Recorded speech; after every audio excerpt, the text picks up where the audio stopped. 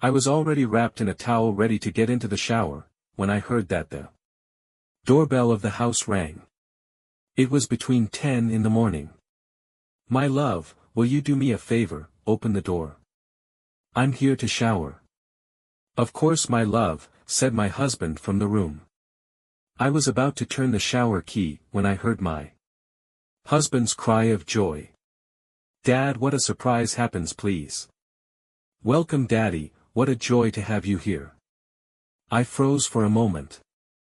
I felt my heart race. I don't know if it was sorrow or joy that I was feeling.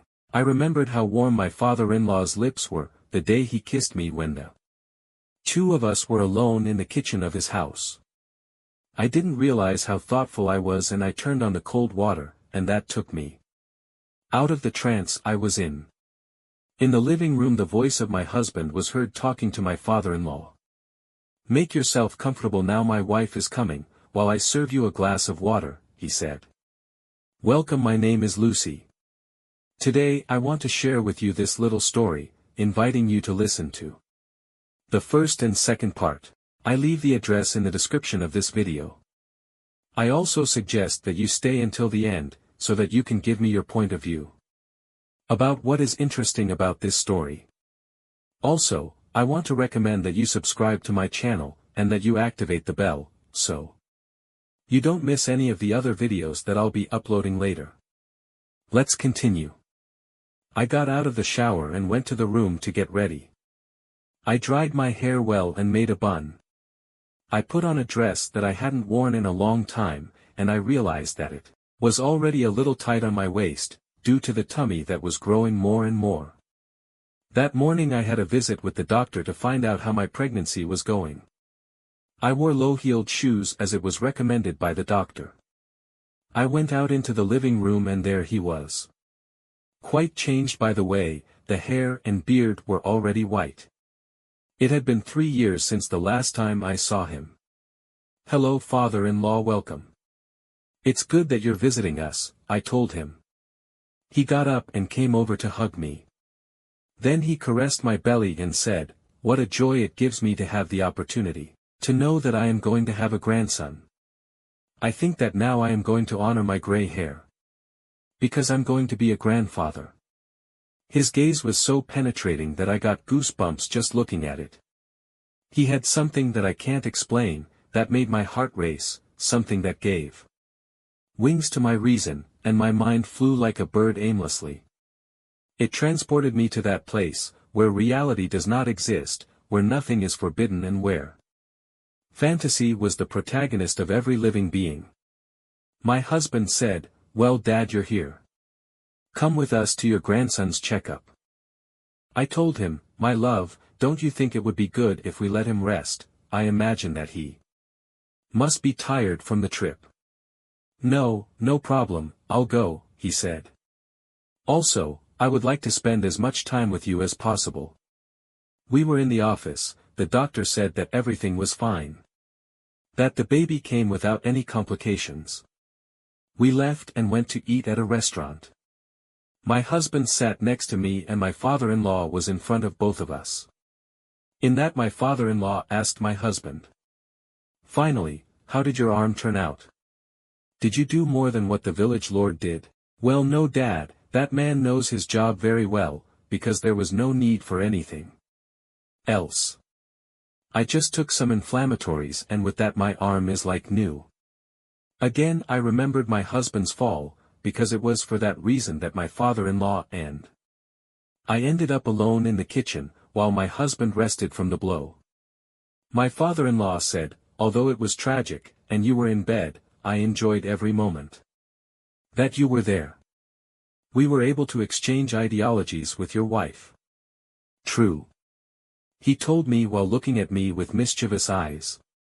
"If it's true," I told him. My husband got up and said he was going to the bathroom. It was then that my father-in-law told me, "I know that he is my son and that you are his wife. But I'm here for you. Not for him. I don't know what punishment will touch me. But I want to repeat that experience with you. I want to feel your skin touching my fingertips and that smell of freshly cut roses. that you carry on you. You have taken over my mind and my being. There is not a day that I don't think of you. I keep your full lips fresh in my memory, posing on mine. I still feel your breath and hear your agitated breathing. I was paralyzed. His words were sweet to my dark side, but forbidden to my reason. I said nothing. But we got lost in our gazes. In that I heard the young man who served us. For whom is pure water? For me, but. Could you bring me something stronger? I told. Sure. To which my father-in-law said, young man, no, don't bring anything stronger. You cannot drink now that you are pregnant, that can harm the baby. My husband came back and said, what did I miss? My father-in-law and I looked at each other like accomplices and said, you're welcome. We got out of there and didn't head home. How did I tell you that my husband is a lawyer? In the afternoon I had a case to defend, so I would be left alone with my father-in-law.